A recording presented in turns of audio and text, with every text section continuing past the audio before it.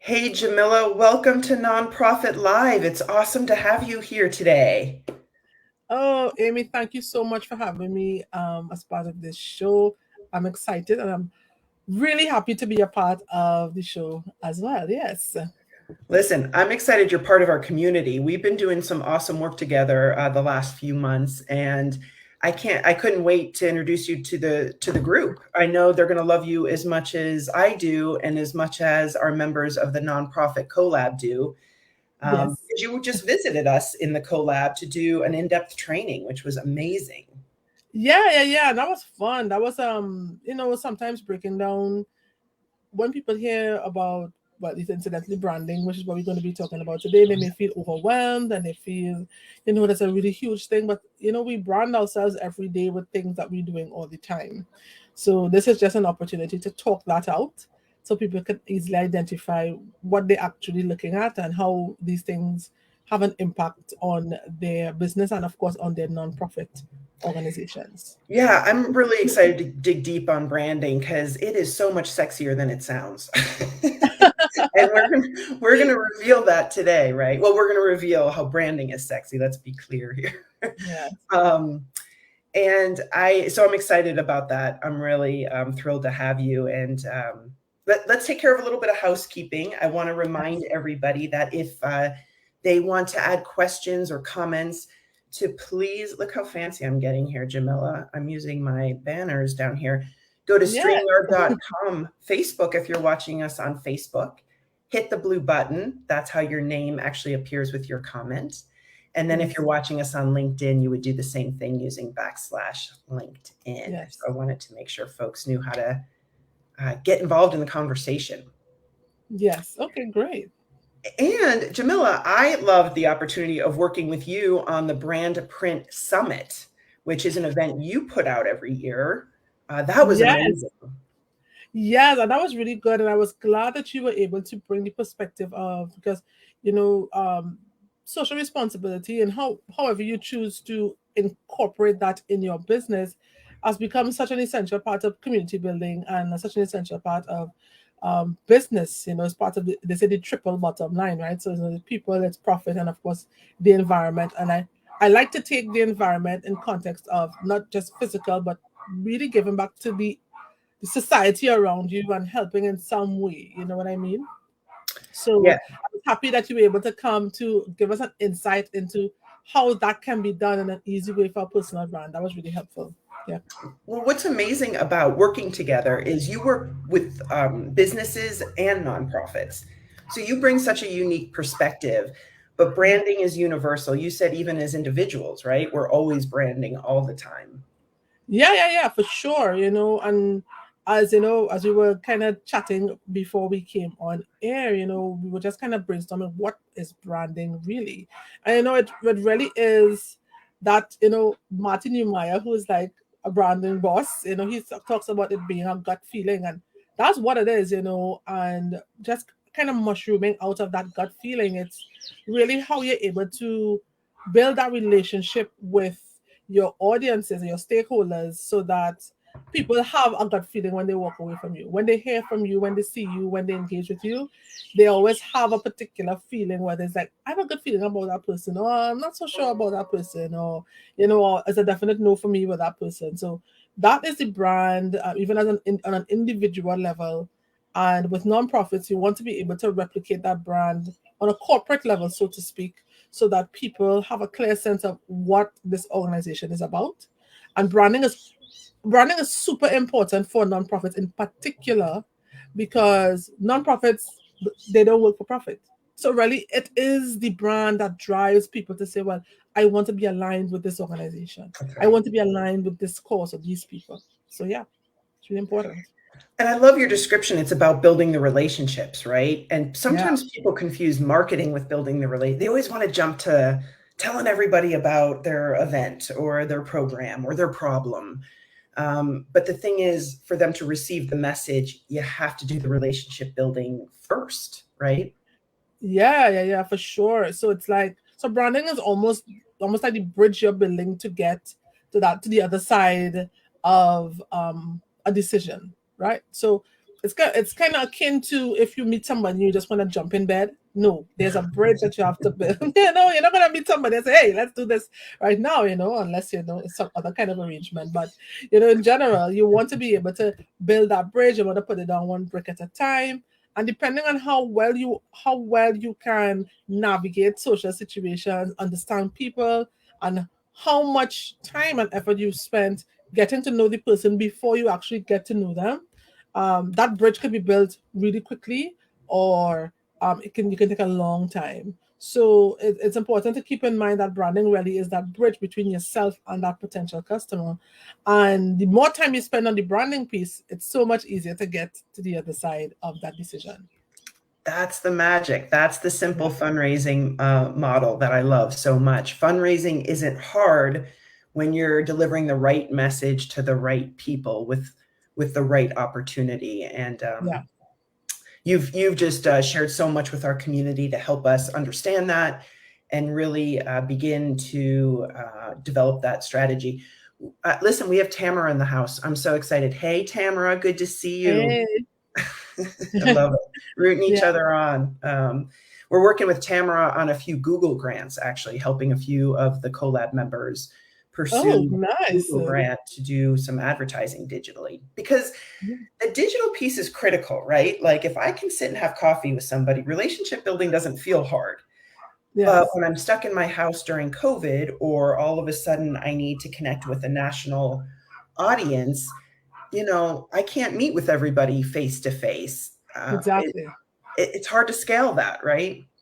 Yeah, yeah, absolutely. Which is why, Tamara, as we're gonna call her. And the That's right. the I'm digital piece is sticking with it. critical. That's what she says her mama calls her, so I'm sticking with it. Okay, yeah, right. So the digital piece is really critical. So it's like, I always say, it's proper marketing is two parts. It's head and heart, right? Mm. And branding is heart, and the advertising and the Google pieces is head. Right. So those two things need to come together in order for you to have a nice good balance, because you can't all be singing kumbaya all day, all night with potential um potential donors. But at the same time, you can't be so rigid and stiff as though you're a robot. People still need to connect with you and believe what you're saying and feel moved to make a decision, feel moved to donate, feel moved to support, feel moved to uh, getting involved with whatever you have going on. So it's always two parts. It's a nice delicate balance, or it's a nice dance we're always doing with the head and heart Yeah. parts of it. And once you kind of get that down, you understand that those two parts are critical. Then it becomes easier for you to really get your message out there and connect with the people you want to connect with. Mhm. Yeah, it's interesting. So over in the Big Hearted Badass Nonprofit Executive Society group, my Facebook group, we'll Yes. look. I'm gonna look at this fancy banner. We got that too. We got it all. Come on over and join us over on Facebook. Yeah. We just asked the question today about board recruitment, and oh boy, is everybody interested in this issue, right? But what I love about the answer to that question, it's let's talk to Jamila, because it's the same Yeah. answer. Let's talk to Jamila, because Yeah. the thing you do to build relationships to increase donations is the same thing you're going to do to recruit board members and volunteers, right? And other stakeholders. Yeah, yeah, yeah. So think of what you would say if you had to recruit, let's say you are a for-profit company and you had to hire an executive, right? Um, so obviously you would want people who align with your values. You would want people who may have had some level of experience. And when people are coming into a non-profit environment, it's important that they understand that the values of the organization really ideally should align with them, right? And you understand as a recruiter that that's who you would want in the organization. And you want somebody who can really, again, relate on not just on the heart but on the head level as well. So when you decide, okay, I want Amy to be a part of my non-profit board, Amy coming into that situation, or whoever it is, Angie or whoever, I don't know, right? Makes a decision that, how could I contribute here, and also how could it contribute to me? Because let's be honest, right? Getting onto a nonprofit board is not like it's going to come with a big payout. It may, who knows, right? It may, um, but It's a lot of ultimately, work. it's a lot of work. You're right. You're going to have to grind, and it means that you're going to have to put in time. And if you want the best of the best, you want the cream of the crop, you really do have to ensure that this organization has positioned itself in a way to be able to attract those types of people, right? Because sometimes I look at some nonprofits and I see they always get the money, and I'm like, how, But how you get is because of the way you position yourself, the people you align yourself with, the friends associated with the organization, the relationship you've gone out and built, and you really have to treat it just as though you are dealing with a for-profit organization. There shouldn't be any difference with the way you treat with it from a business development, marketing, and branding point of view. It needs to be the same. And once you've positioned yourself in a particular way, you find that it becomes easier to engage, especially high quality potential executives, people who can not just bring their expertise, but probably bring their network, people who bring their influence. You want to be able to do that. So it takes a lot of work. And as I was saying in the collab call last week, you don't have to do so many things. Just focus on doing one thing so that you can make that so good that attracting these executives becomes less of a mountain and more of a small incline or molehill. Yeah. I love this notion of momentum, right? That's kind of what you're talking about. Like we got to move it from being hard to be in flow. That makes so Yeah. much sense, and it's such an important part of safeguarding our community leaders' sanity. Because these guys are working so hard out there, Jamila. They're working on shoestring budgets. They are determined and hell bent to make that big change for their community. And I'm on a mission that we can make it easier for them to do their magic because it really benefits all of us. Mm-hmm. Listen, I have some really exciting news about the collab. So this is my membership group. We've gone global. I don't think I've told you this week. We brought on 2 new members from 2 different countries in Africa. So I'm Wow. super proud of the reach and the breadth of what these leaders in the collab are doing. One woman, Jill, is just built a birthing center in Senegal, and somebody Uche is working on some environmental issues close by in Nigeria. I'm so excited to learn. I hope I can share some things too, but I'm really excited to learn. That's fantastic. Congratulations to those ladies. Thank you. Just meeting with them, we go back to the first thing. We've got to figure out what is our messaging that reflects our brand so we can build those relationships with board members and with stakeholders. You said something so interesting in the training, and there's so much gold in your training that you did with us, but I want to talk about one thing. You mentioned earlier, you have to have the message and the brand, the reputation out there that people want to engage with you. Look, there's just in the US alone, there's 1.5 million nonprofits. If you don't think you're competing for people's time, energy, and money, you're missing out. You're missing out using your brand in order to wield that power. Like you said, that organization who always seems to bring in the money, right? Yes.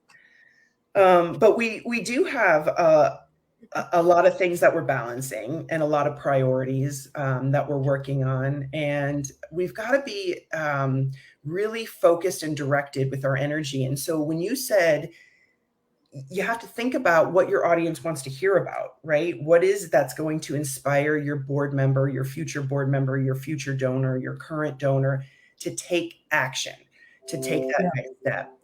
And you talked to us about, look, you got to boil down to what is motivating people to take action. And you shared with us a couple of things to think about. Yeah. So I have them here. I'm gonna pull them up, right?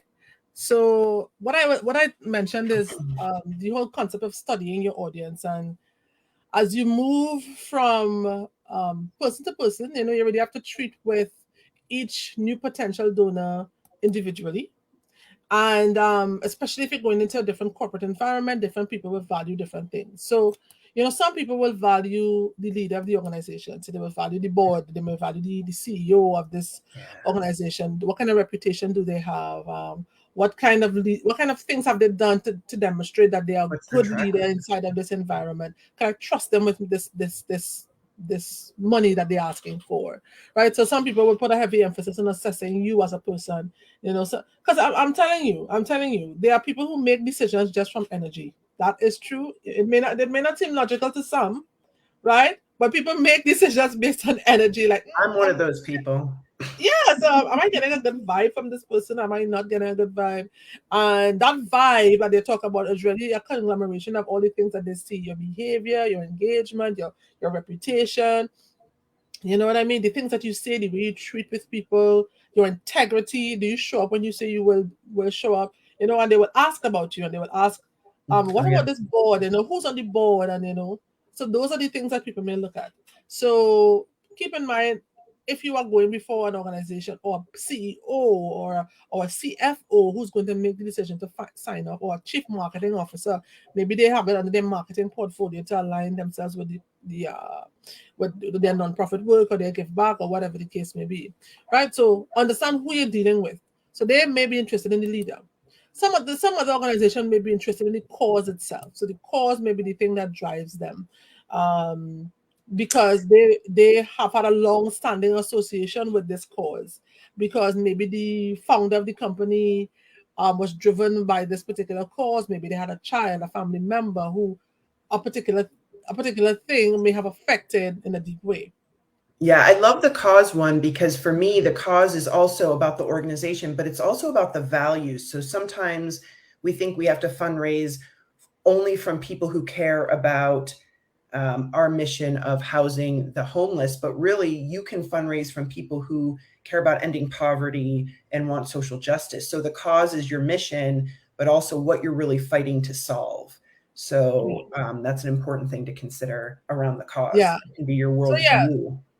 So yeah, it doesn't have to just be narrow. So you kind of like peripherally. How could I? What are the indirectly related things with this particular mission that I'm on? People who may not necessarily be 100% directly involved, but they would still have an interest in something like this. Yeah. So the cause is the thing that causes them the cause that causes them to Okay. come out and support, right? Yeah. And then there are some people who will be interested in the recipients, depending on what your nonprofit is. So they Yeah. might be interested in seeing children, young people, youth. They may be interested in seeing the elderly, be treated in a particular way. They may be interested in seeing women. They may have a heart for the recipients of this nonprofit work. Right. So as a result of that, now you can speak to them about the things that you've been doing, and some of the success stories and some of the outcomes of the work that you've been doing, and how that in turn has now had a positive impact on society. So you want to be able to talk to them about those things. Emphasize, not that you leave all the other things, but you really want to emphasize that particular part of it, right? Yeah. And the final one I had here is that some firms or some in persons are just interested in the ROI and how it's going to look. So I mean, let's be honest. Yes, my heart is for the cause, but honestly, how is it supposed to benefit me, Mhm. right? Is it look Always. good on my CV? Can it leverage me an opportunity to meet this one or meet that one, or to engage this one or to engage that one? Some people donate and they buy a $5,000 plate because they know somebody else is going to be there buying Mhm. a $5,000 plate too, right? Mhm. So you have to know who you're speaking to and be able to say, well, the networking opportunities inside of an organization like this are endless. And I acknowledge that, sometimes depending on the age of the organization or the niche that you're in, that mightn't be so important, or you may not have the contacts or the connects to be able to leverage that. But ROI comes in a multiplicity of ways. It could be a good look in the press, it could be a good look publicity wise. It could connect them with other people and other things and other stations and other opportunities, new clients. You know what I mean? So the ROI could be in this organization. I could potentially find people who could buy into my service. So the ROI for them is the most important. So that is the thing you want to focus on. If you are speaking to a decision maker, is the decision maker who values that thing highly. Mhm. So as I said, different people will value different things depending on who you're speaking to. And you might be going to multiple donors for the same reason, for the same organization. But based on who you're speaking to, you're gonna have to speak to certain things more. Certain things will be your lead. You lead with certain things. You know what I mean? That's So it. yeah, that's important to You're remember. prepared to talk about all of it, but you do with different people when you understand what's motivating them without the emotional connection of what it should be, right? It just is like what it's not Yeah, about you, it's about what's motivating them them, without yeah, the regiment. You can then really lead with the talking point that's going to be most relevant to them. And even though yes. you want to tell them about every single one of your programs, it's really not up to you if they want to hear about No, that. just focus. Maybe they might say, "All right, we heard that, but can you circle back to this You lost part, me after please?" the fifth one. What's happening? Yeah, yeah, they okay, all right. You might be going on and on about something. So it's always good to be succinct, and that's why research is so important. Understanding who you're going to speak to before you even go in there. Do a deep dive. Do a deep dive into who you're going to speak to and what they potentially might say or the things that they value. What are the organizational values? What are the things they've been involved in? So just based on the the activities that decision maker or those decision makers have been involved in, you would know that okay, maybe they have a heart for this. So it's important that you keep that in mind as you head out into um, I'm curious for people who are listening. What do you, when you do your messaging, when you're putting together your Giving Tuesday email sequence, right? Your emails you're going to send out. I'm wondering what listeners think about in their messaging. Whether it's we talk mostly about the recipients benefiting from our services, whether we talk about our leadership and our plan moving forward, whether we talk about the industry and the cause in general, or the fourth thing you mentioned, which is talking about the return on investment, the ROI. I'm curious what people are thinking if they're dividing up their emails that way or choosing to message one of those things more than the others. well, Ultimately, a balance, right? I mean, yeah, if you're doing it, particularly if you're designing an email sequence, that probably will be a little bit mass in terms of the people it's going out to. You probably want to touch on each one of those just a bit. But of course, if you're heading into a very specific pitch or presentation, you Mm-hmm. certainly want to tailor it to that audience. So it really is about understanding your audience and knowing what they would want to hear and what they would value more than anything else. So give them exactly what they want. Don't try to be a pundit. I'm just saying, and say, well, Yeah, this is what it is. And so it's always a delicate balance between what you want people to see and what they want to see. And ultimately, if they are giving the donation, what you want to see will be in the minority and them in the majority. It's yeah. all about being strategic. And I want to be clear, it's what you choose to share. It's what you end up spending your time sharing with them. It doesn't affect your mission or what you're doing. You stay Yeah, on course. You're operating with integrity, but you're developing the social skill. I mean, let's just be honest. This is a basic social skill. When you are at a party, you don't corner somebody and start telling them all about where you live and where you work. It's a back exactly. and forth, right? Like you want it to be Exactly. conversational. What does Rachel say? It's social media, not lecture media, right? Yes, exactly. You don't want to feel like you're held hostage, like, oh, when is this person going to end? You know what I mean? You want them to enjoy the interaction. So. Yeah, so I'm curious where people are most comfortable talking about their leadership, the recipient value, and the return on investment, maybe more for sponsorships, especially, Yeah, and then, but not always, and we have to expand that, and the cause. That yes. is, I can't tell you, I've been in sales, I've raised millions and millions and millions of dollars, but when you framed it that way for me, I'm like, that's what I've been trying to say. You just really, it really boils down to a very few things are motivating people. And if you Yeah, can understand your different donors and what's relevant to them yeah. and start building out your messaging, you're doing a lot of the legwork before you even get in front of your donor. Exactly. Exactly. I love Exactly. this. For sure. For sure. I love this. Certainly. Yes. Tell us a little bit about how you specifically help clients through this process, because what I don't want this to feel like, what's really important to the Magnify Your Mission program is none of this, I'm so behind. I have so much to do. It's so overwhelming. We have to understand where we are. We're doing the best we can, taking the next step forward. And for somebody like me, when I used to hear about social media, I used to think, what's the point of even starting?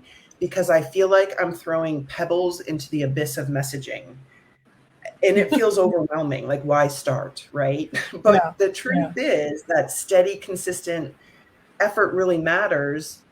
What do you do with clients to talk them through those initial steps of owning their brand?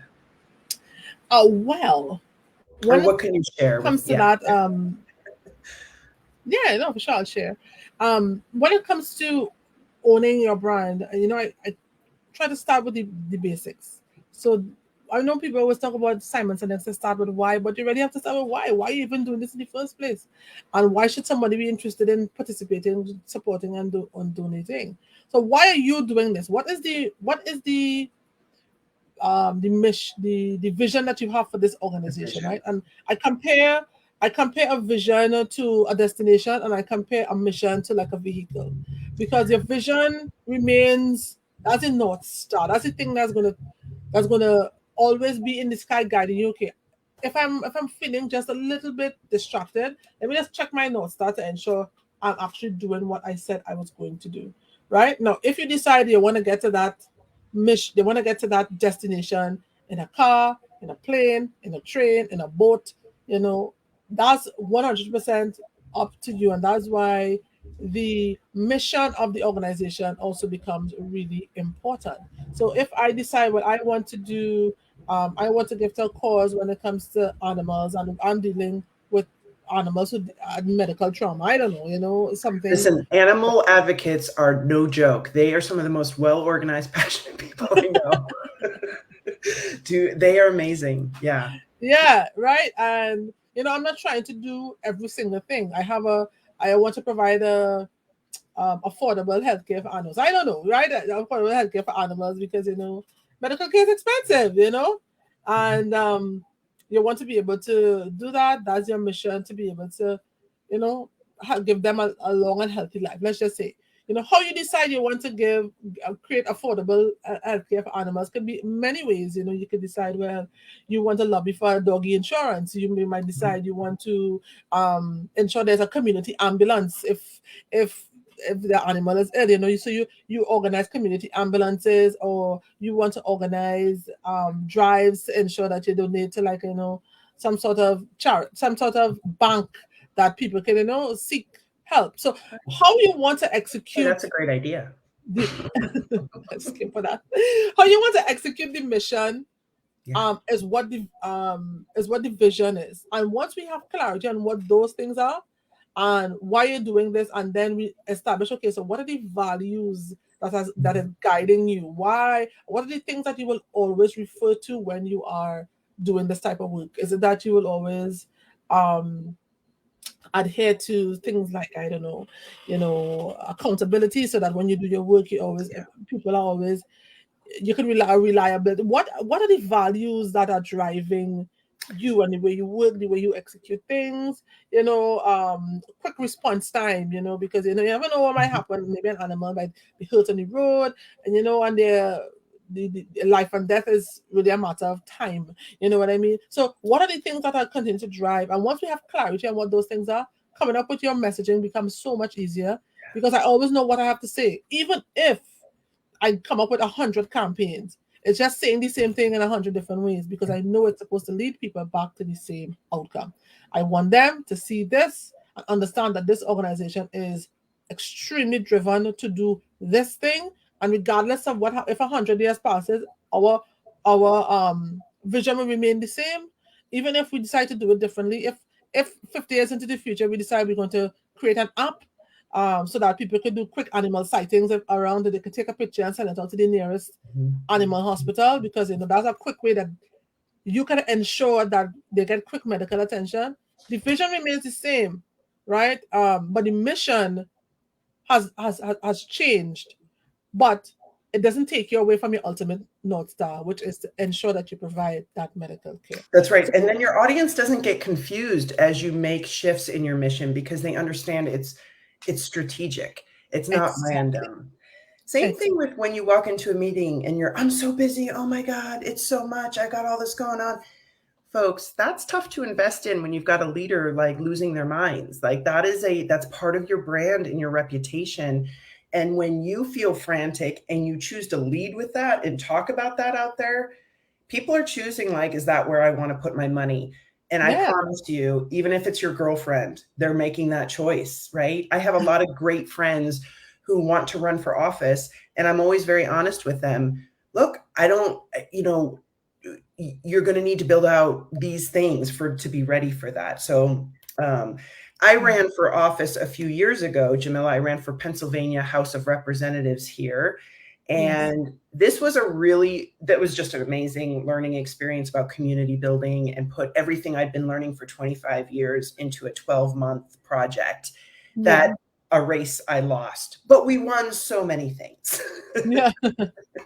um, I'll talk more about that story later, but as part of that process, I knocked on 8,000 doors to talk to my neighbors about what was important to them, what were their priorities, and determine if they aligned with what I felt I could do as their representative. And it was an amazing experience, and I've learned nothing like it. Not very scalable, though. I mean, a lot of really tough work, right? Yeah. But it took so much discipline. And I want you to talk about this, because as sick as I was of saying my 30-second, it was like 20 seconds, right? You get 20 seconds at the door of somebody peeking through the door for Yeah. them to decide if they're going to give you another 30 seconds. I mean, it's rough out there. But I said the same opening pitch a gazillion times that year. And I was so tempted to change it, or freshen it up, or um, add something to it. And what I learned was, because you're sick of saying it, or you think you've heard it a million times, that's not true for your community. Your community's busy. They're raising kids, they're taking care of parents, they're running businesses, they're working 3 jobs. So that discipline, can you speak to that? Once you flesh out your messaging, can you speak to the discipline part? Yeah, yeah. I mean, that's so true in terms of you becoming. And that's something I experienced in the early. Is like, how often can I say the same thing over and over and over again? And I'm tired of hearing my own voice, right? But then there are some people who have never heard that message before, or they heard it once, and once is not enough to get their attention. They need to hear it 10 times. When you look at an ad on TV or ad on Facebook or Instagram, you see that ad coming across your timeline lots of times, and that's because people need to see something at least 5 to 8 times before they move to take action. Right? If after the 8th time they didn't take no action, they're probably not going to take any action anyway. At least not at that time. It may come back at some point and be relevant later Mhm. in their life, but they're not going to do it. So being So for able you to to change your messaging for them, rather than stick with your messaging to bring in and get to know new people, it may not be the right strategy, right?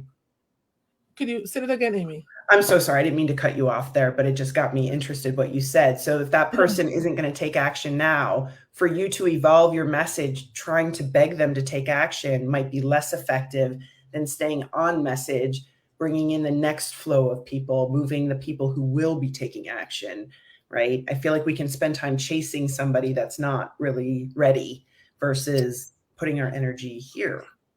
Yeah, yeah, for sure. And if you have to get to the point where you're chasing people, you're not going after the right person, right? You're not speaking to the right person, or the message doesn't resonate with them, and that's okay, because your message is not going to resonate with every single person that you come across, right? It's not going to.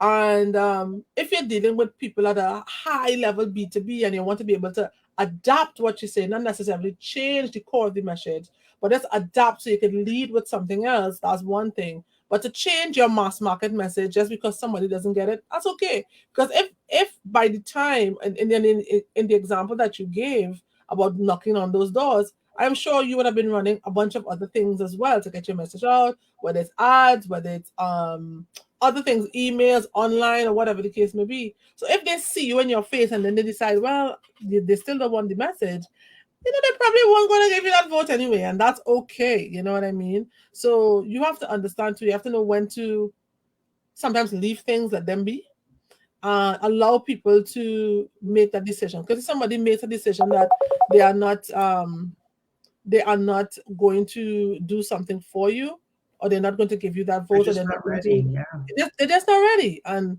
that's okay too. You know what I mean? Just move on to the people who are ready. Move on to the people who are interested, who are engaging with you. And once you've gotten their attention with your messaging, the next step is to take them deeper, start talking to them more, start building that relationship more. Start so it might trigger them to ask a question. You said something that's really interesting. Can you tell me more about that? That is when you start to really engage and speak with them so that they can then be inclined to take the next step. So you've gotten their attention. That's the thing. I love that, Jamila, because you know what I'll get when we start talking about this. Oh yeah, we post stuff. Oh yeah, we're on social media. Listen, reporting out what your schedule is not engagement. That is talking at your audience and an important part of your messaging formula. But when was the last time you did what you just said, Jamila, which is respond to a comment and say, "Hey, can you tell me more about this?" Or what do you think about this? Or do you plan to come? Even a follow up, actual exchange.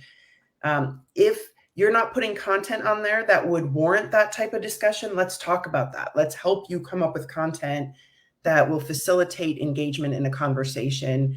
But I'm curious how many people are in the comment section of social media strategy, continuing the conversation. A Well, great point. that's very interesting because there are lots of people who don't don't reply to comments, which is kind of crazy, right? Yeah, Because commenting is content, and sometimes people just need that person to respond to that comment before that conversation is taken to the DMs and before that DM turns into an actual meeting. You know what I yeah, mean? And that engagement is where you really engage the online community. You really talk to people, and as I always say, when it comes to brand development, relationship begins with conversation. If you don't talk to people, they would never know what you're about, and they would never actually have a sense that this person may be a good addition, or maybe a good potential donor, or at least a donor, even if it's not in terms of money, it could be in terms of time, board or recruitment. Yeah, yeah, what are the resources that they may have, or they may be able to say, well, I know someone who may be a good referral to work on this, or they could connect you with somebody. So yeah, you definitely want to have those conversations with people, even if they start as innocuously, quote unquote, as a Facebook comment or a LinkedIn comment or wherever the comment may be. So you want to have that, you want to talk back to people. I love that. It's almost like what I like to say is fundraising is the byproduct of good community building. What I think I hear you saying is fundraising is the byproduct of conversation, not Yeah, just putting information out. It's not a one way yeah. highway, right? So if you focus on the conversation, not on the money, I think that would make it a lot more fun. So I love what you just said. You said fundraising is a byproduct of community building, just like sales is a byproduct of engagement and content. It's the exact same thing. It's just that in two different contexts they may be framed differently, but it's the exact same thing.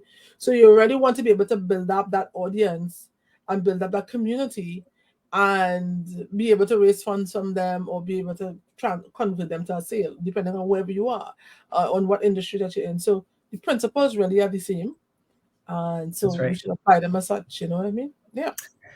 I just to give you an example of how when an audience is engaged and ready to help, that call to action becomes easier. And just to give an example, I'm working with a client who's looking to secure some infrastructure dollars from a government entity, and God bless the American government.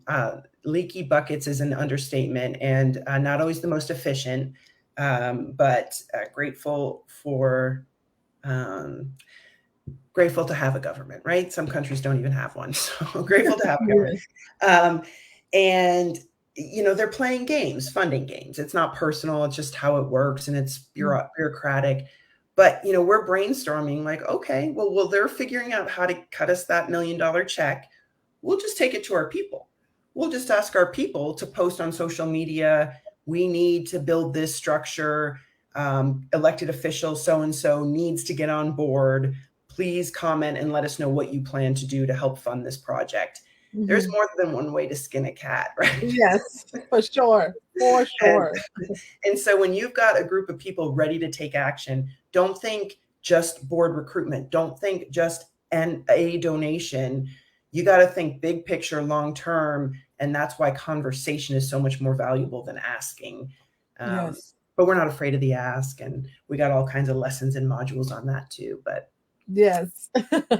Listen, I'm going to mention two things is if you're interested in working with me to go a little deeper on some of this messaging and fundraising foundation, I'm hosting the Supercharge Your Fundraising workshop series coming up November 8th. You can register for that in the comments above. So I hope some people will join us for that. And to keep in touch with you, Jamila, what's the best way to get into your world and follow what's happening with you? Yeah, so you can connect with me on social media. I'm on LinkedIn, Jamila Bannister, Jamila Bannister with two N's. You can connect with me on Instagram, JB Branding. You can go to my website, jbannisterbranding.com, take the quiz, see where you're at.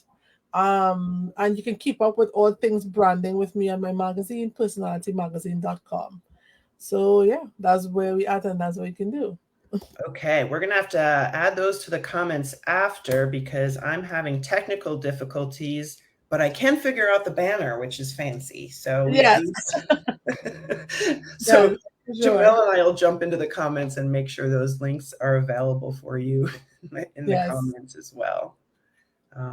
Jamila, this has been really inspiring. If please, if you have anything else to add, we've got Simon on board listening. I'm so glad you're here, tuning in. And if you have questions, feel free to drop them in the comments. We'll be Yeah. following up. Well, I mean, just to close off, I just say that don't underestimate the need for brand development, for relationship development. Know your audience when you're stepping into any potential big pitch. And as Amy said, every donor doesn't necessarily come from a corporate place, and every donor doesn't necessarily value the same thing, right? Different donors value different things depending on the audience that you're heading into. Know your audience, do your research. That's really important. Do your research and understand the dynamics of that world, that market, that organization, the decision makers. Very important to know who they are. And remember, as Amy said, fundraising is a byproduct of community building, and in the context of branding, converting anybody to do what you would like them to do is a byproduct of relationship. There's no two ways about it. You just have to do it, right? Yeah. So get out there and build those relationships. And how do we build those relationships? And listen, you can go knock 8,000 doors, or you Yeah. can hang out with us and learn how to build meaningful relationships digitally and online. It's possible. It's Yes. possible. Very much. Um, and I think for some people, it's hard to imagine how to do. I hear people, oh, I can't wait till we get in person. It's so better, it's so much better in person. And there are huge benefits to being in person with people. But it's 2021, and we have to realize that meaningful relationships happen online, and it's up to us to decide we're going to build that muscle and learn how to do it. Yeah. Because I you can. mean, Amy, we've never met physically. I'm coming to see you though. Okay, good. Oh, definitely. Yeah, That's so great. it's quite possible. You're Yeah. so correct. Yeah. Yeah. Thank you so much for sharing your big heart and your gigantic brain and all your experience with us. We really appreciate that. You're welcome, and all the best to all of the nonprofits, for Giving Tuesday. I hope you guys raise all the money that you want so that you can give back in the way that you want. Yeah. These guys are changing the world for us. We appreciate that. Have Yes. a wonderful afternoon, everybody, and reach out if we can be of help if you have any questions. And Jamila, we'll see you soon in the ethers. Okay. Take Thank care, you. guys.